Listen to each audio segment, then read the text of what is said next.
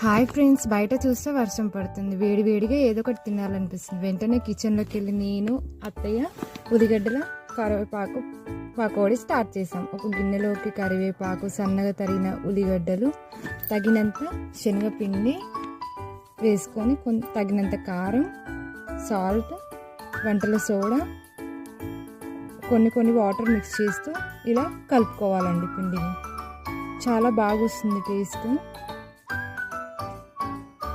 నోటికి రుచిగా మంచిగా అనిపించేలా ఇలా డిఫరెంట్ ట్రై చేస్తేనే మనకు కూడా కొత్తగా అనిపిస్తుంది.